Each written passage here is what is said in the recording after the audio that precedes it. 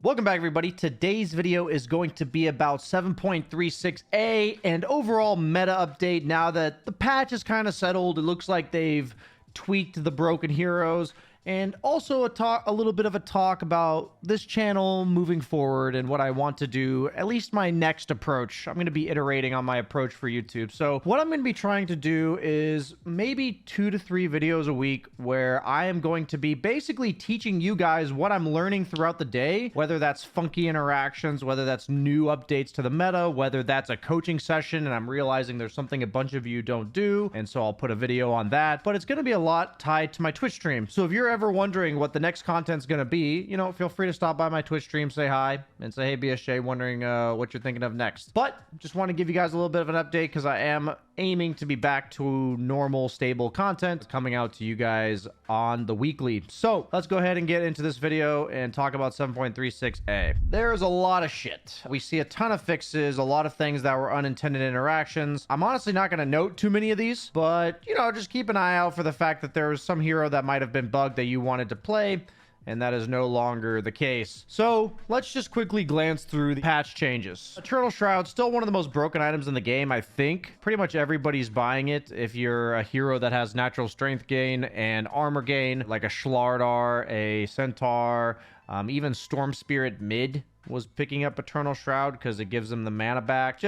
I'm almost surprised they didn't remove the item as a whole, but it's probably getting in the realm of balance based on this alone. So we're going to scroll through, briefly talking about the hero changes. Slight nerfs to Abaddon. Think he's still pretty strong. Ancient Apparition, I want to try him core, but at the same time, I feel like he's a bit too gankable. I don't really know if he'd be played mid very well. Axe, big fan of Axe still, but he's definitely significantly weaker than he was before. He doesn't snowball nearly as hard, but he's still going to be rocking above a 50% win rate. So still a good patch for Axe. Good patch to learn him if you haven't, and also a good patch to spam him if you have. I think Batrider got hit really hard by this change specifically. No longer grants vision. I think Batrider's finally out of the meta, to be honest, but I might be wrong. Crystal Maiden, I didn't even know her Frozen Expanse worked on her allies. I didn't even know this. So this was a large part of why her win rate was apparently so high. I think Crystal Maiden is still strong, but overall this is a pretty huge nerf. Didn't even know that was happening. Dark Willow, still a top tier 4 position. Death Prophet now gets her Spear Collector global. I think this hero was already pretty good, so look out for Death Prophet's mid, potentially off lane, but I think especially mid. Dragonite, they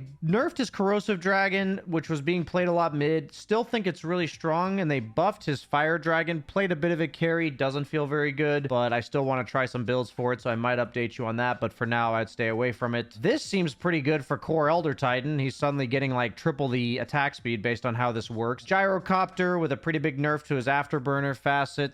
Huskar, I think he's still pretty garbanzo beans. That's what I've been hearing the Huskar spammers say. This doesn't seem like enough for him. I think give him like 1 or 2 more buffs and Huskar will be back on the menu. Juggernaut, I think he's still going to be a good stable hero for you guys. He's probably not nearly as like first pickable or early pickable in drafts, but at the same time, his win rate was like 60%, so you may see a bunch of these small nerfs. At the end of the day, I think he's still going to be pretty good. Because of this nerf, I'm going to try Bladestorm and Bladeform. I think Bladeform was just strictly better, but I'm going to try a little bit of both when I get the chance, and I'll kind of get back to you guys with a verdict. I think they're both still viable. Legion Commander got the Stonehall plate part that we talked about being broken in our last video down to 50%. I still think she's very strong. Her win rate is still above 50% in my games, which Legion Commander has always been a pub stomper hero because she picks off people out of position. So if her win rate's above 50% at pro level pubs, then you can bet it's a Legion Commander patch. So I think she's still very strong. Leshrac, I think, is still very strong because this is just free mana. They hurt it when it comes to his farming jungle camps, but he was already fine to farm jungle camps before this patch. So any mana he's getting from this ability is just free. Lifesteal, I think it's still very hard to argue to take this ability. My verdict on Lifestealer being a good or bad hero or not, he really is rocking around a 50% win rate. It's really hard for me to tell right now. Lena got a cool little buff to her talents. I think this is untakeable for Lone Druid because his hero is just super squishy. Magnus, the meme continues. Feel free to try it out yourselves because I'm not going to. Meepo is seeing a lot of play, especially with the new pack rat shenanigans. I think he's still gonna be a good hero, but he's only for you Meepo spammers. Feel free to ban him on your list if you're dealing with Smurfs. This Solar Flare, I think, was already pretty decent. I think it's an underrated hero, especially if you're a support Mirana and your cores are picking like Slardar and Slark, you know, like hard attack speed based heroes. It's a global troll ulti over the course of a fight that lasts for 18 seconds now. It's a really long time. I would stick away from Morphling for now. They basically nerfed his main kit, and then they gave him this really wonky second kit. We're going to let Morphling kind of settle in. I'm going to be staying away from him myself. I've been hearing that this Ironwood tree shit is pretty broken. People in my chat have been mentioning it. Significant buffs all around HP and damage, so definitely try him out. For you support players especially. Necrophos is my sleeper pick of the patch. I think people are catching on already, but they fixed it in the patch notes that his this AoE bonus works with Shivas as well as Radiance. I actually experimented with this today, as when you get one kill, we'll buy a Meteor Hammer real quick. One kill, and look at Meteor Hammer AoE. Or you can just kill a creep wave going into the team fight. A Meteor Hammer AoE is absolutely gigantic. So definitely want to try the Shivas and the Radiance. If you can see, like, when you get a single kill, the Radiance aura is now this big, significantly larger. The AoE is basically double. It's like it dynamically updates now. Same with Shivas. We're looking at like a Shivas that just keeps going. Look at how much that goes.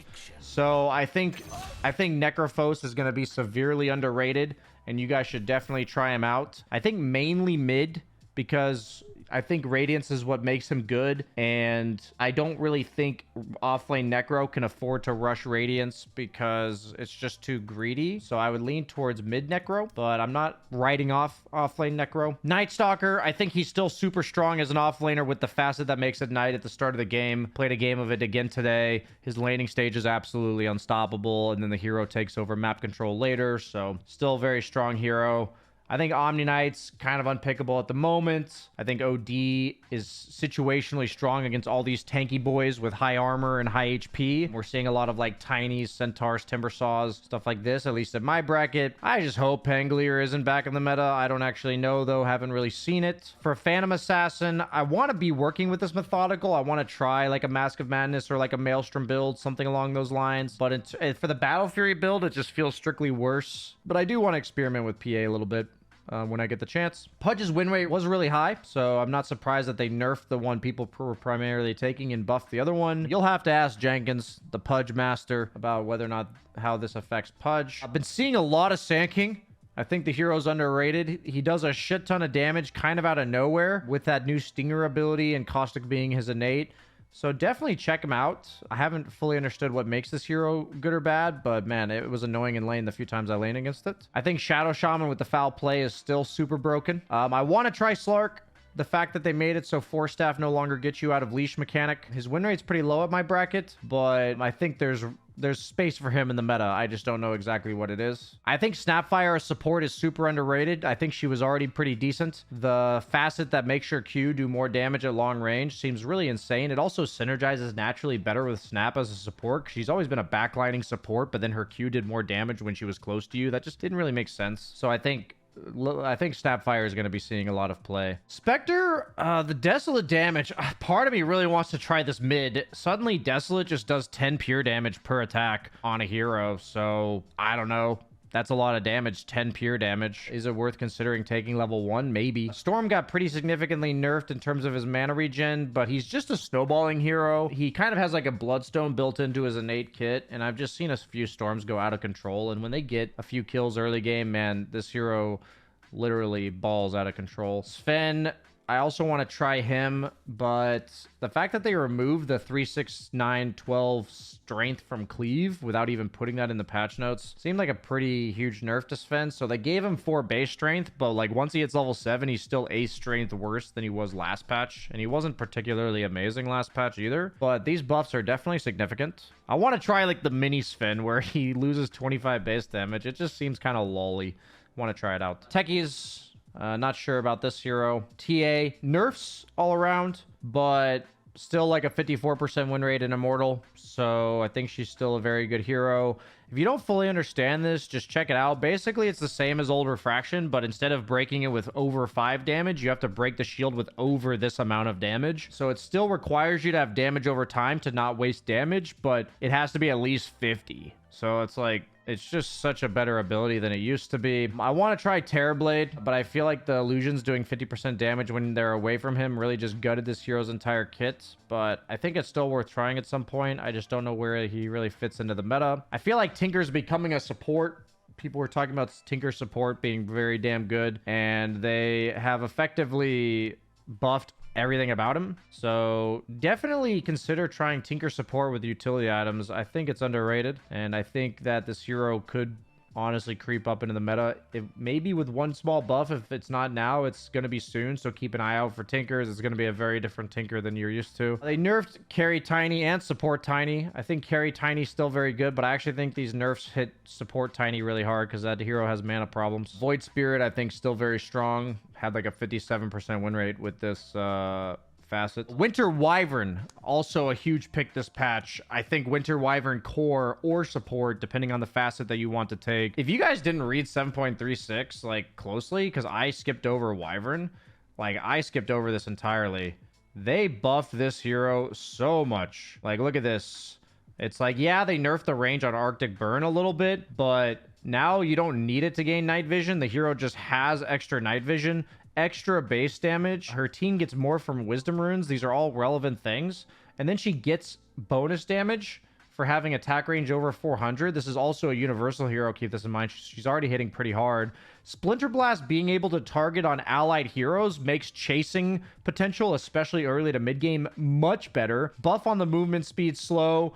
And Winter's Curse got reworked in a way that's a little bit worse. But man, I think Winter Wyvern's just busted as a core. It has an insanely high win rate. So mid, but predominantly off lane, I think we're going to be seeing a lot of Wyverns. So definitely get in there. Pretty hard hero to play though, so be careful if you're newer to the hero. And then a pretty decent sized nerf to Wraith King. The Spectral Blade damage and the Curse damage being significantly lower. So overall, I think Wraith King's still going to see play. Still a pretty decent hero. Might be leaning more towards the skeleton build, especially if the offlaner, assuming you're playing carry, can't deal with the summons. Maybe offlane Wraith King, where they can't deal with the summons as a carry, might be good as well. But I feel like Spectral Blade doesn't really work for offlane because a lot of offlane's about taking the tower.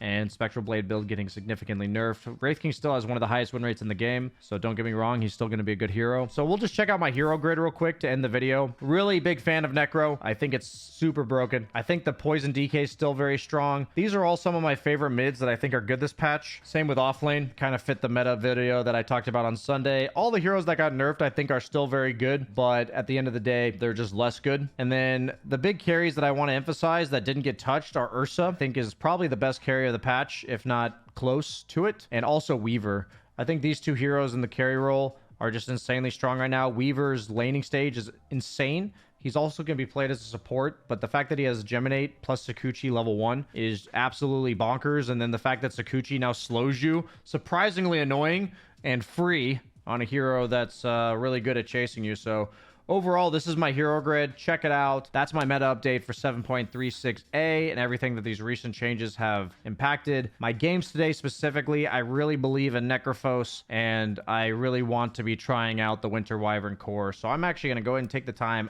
on this video to go ahead and add Wyvern in there, because I do believe offlane Wyvern's going to be the next big thing. So thank you so much for watching, guys. Like, comment, subscribe. I'll keep you guys posted on the meta as much as I can. We're planning on releasing a basically comprehensive 130 heroes across like 4 or 5 videos facet review. It's just going to be like, this is what this facet is good for. This is what this facet's good for. Never take this facet. Take this facet when you're doing this, that kind of stuff. So we're going to be doing probably throughout the course of the next 2 weeks or so, just to give you guys an idea of what I feel like for the new facets, so you guys aren't completely lost. And if you're looking to play a hero this patch, you can kind of scroll through those videos and have our archive of facets. So that's what's going to be coming in the near future. Thank you so much for watching, guys.